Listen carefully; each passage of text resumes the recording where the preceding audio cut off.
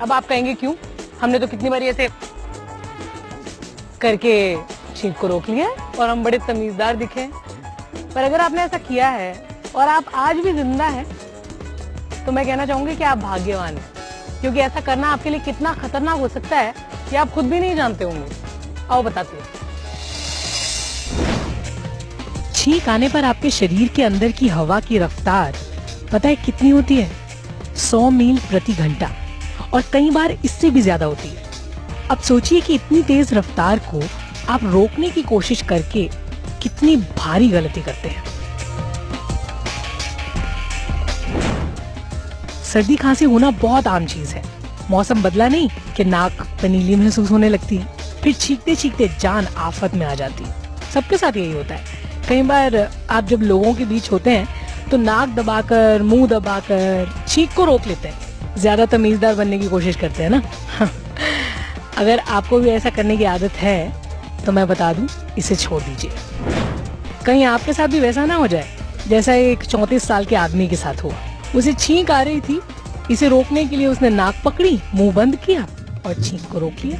छींक को बाहर निकलने की जगह ही नहीं मिली। इससे गले के पीछे और जोर पड़ा और वहां छेद हो गया। छींक के फोर्स के कारण गले की नाजुक मांसपेशियों में छेद हो गया। जाहिर है उसे बहुत दर्द हुआ होगा। ना कुछ बोल पा रहा था, ना कुछ निकल पा रहा था। फिर उसे अस्पताल ले गए।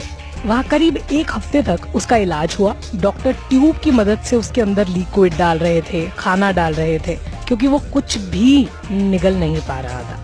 मरीज की जांच से पता चला कि छींक रोकने के कारण उसके गले का पिछला हिस्सा, जिसे डॉक्टर फेरिंग्स कहते हैं, वो टूट गया था। डॉक्टरों के मुताबिक छींक के समय हमारी सांस की नली और सीने में हवा का बहुत तेज दबाव होता है। फिर जब कोई नाक और मुंह बंद करके छींक रोकने की कोशिश करता है तो एकाएक प्रेशर और ज्यादा बढ़ जाता है। शरीर के इस हिस्से में मांसपेशियां वन वे टाइप की होती हैं, क्योंकि इनका काम बस हमारे खाए पिए को निगलने में मदद करना होता है। ऐसे में जब हवा का दबाव बढ़ता है और उसे बाहर निकलने की जगह नहीं मिलती तो मांसपेशियों में छेद होने का खतरा पैदा हो जाता है।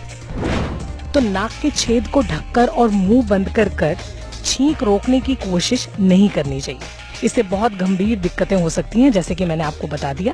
फेफड़ों के पास की जगह में हवा फंस सकती है, यहाँ तक कि दिमाग में खून ले जाने वाली नसें भी फट सकती हैं। डरना मना है, पर समझना बेहद जरूरी है।